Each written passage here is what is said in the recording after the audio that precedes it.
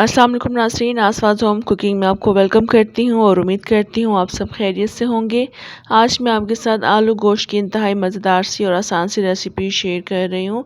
बिल्कुल देगी आलू गोश्त बनकर ये तैयार होता है। इतने खुशबूदार और मज़ेदार सा आलू गोश्त बनकर तैयार हो जाता है। बहुत ही आसानी के साथ बनाना बताऊँगी, तो रेसिपी को आपने स्किप नहीं करना, एंड तक देखना है। और चैनल पर नए हैं तो सब्सक्राइब भी कर लीजिएगा।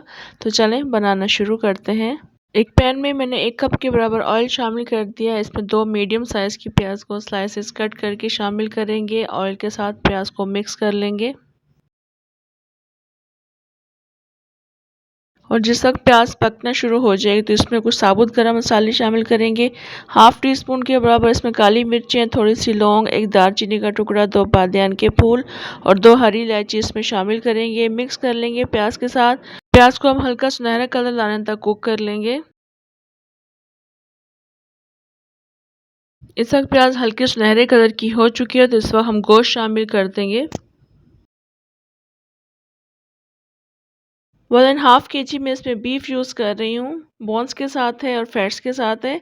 तो गोश्त को डालने के बाद अच्छी तरह से इसको मिक्स कर लेंगे प्याज के साथ और ऑयल के साथ।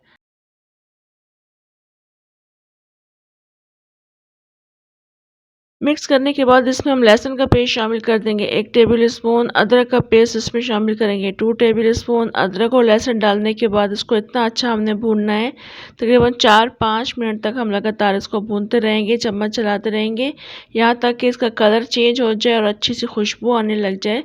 बस 4-5 मिनट तक लगातार इसको हम भूनते रहेंगे। बस 4-5 मिनट तक लगातार चम्मच चलाते हुए इसको भून लेंगे। इस वक्त ये काफ़ी अच्छा भून चुका है, कलर भी चेंज हो चुका है। तो उसके बाद हम इसमें स्पाइसेस शामिल करेंगे। नमक इस वक्त शामिल कर देंगे 2 टीस्पून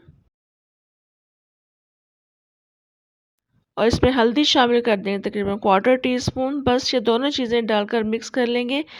अगर आप गोश्त को कुकर में गलाना चाहते हैं तो तमाम प्रोसेस आप कुकर में कर लीजिएगा। उसको पानी डालकर गलने के लिए रख दीजिएगा। मेरे पास टाइम था तो मैं उसको देगची में ही गला रही हूँ।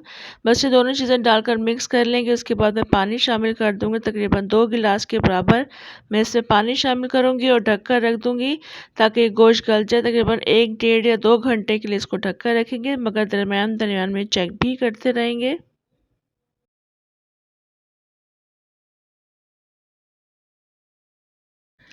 इस वक्त तकरीबन 1.5 घंटा गुजर चुका है। गोश्त काफ़ी अच्छा है, इसमें टेंडर हो चुका है, पानी भी ड्राई हो चुका है और ऑयल भी इसका निकल कर आ चुका है।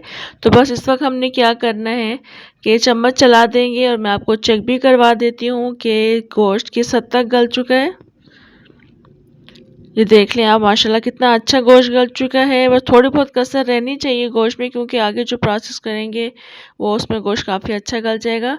यहाँ पर 4 से 5 मीडियम साइज़ के टमाटरों का हम 4 टेबलस्पून दही डालकर पेस्ट बना लेंगे, वो इसमें शामिल करेंगे और शामिल करने के बाद हम इसको मिक्स कर लेंगे अच्छे से गोश्त के साथ।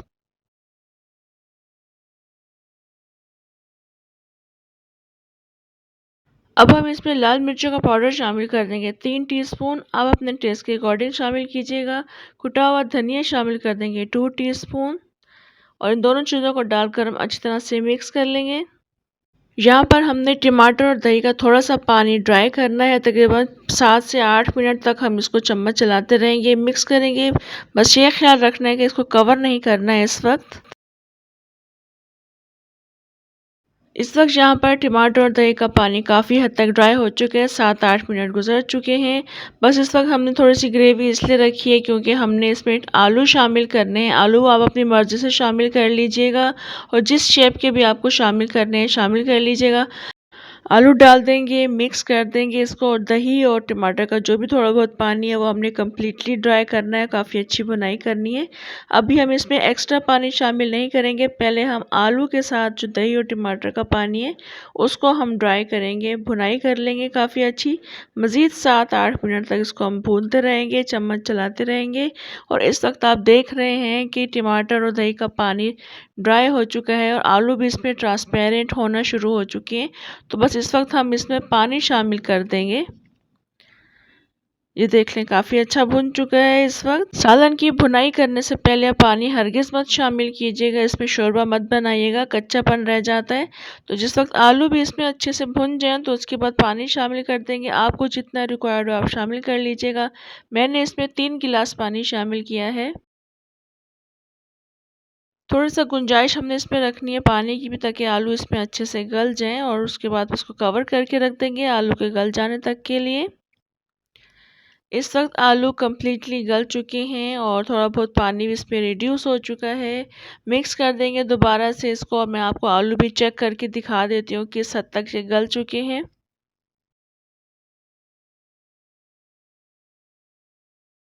ये देख लें काफ़ी अच्छे आलू गल चुके हैं। बस इस वक्त हमने मज़ीद 1-2 चीज़ें शामिल करनी है। थोड़ा सा हरा धनिया और हरी मिर्चें शामिल कर देंगे, साबुत हरी मिर्चें शामिल करेंगे, और 1 टीस्पून पिसा हुआ गरम मसाला शामिल करेंगे।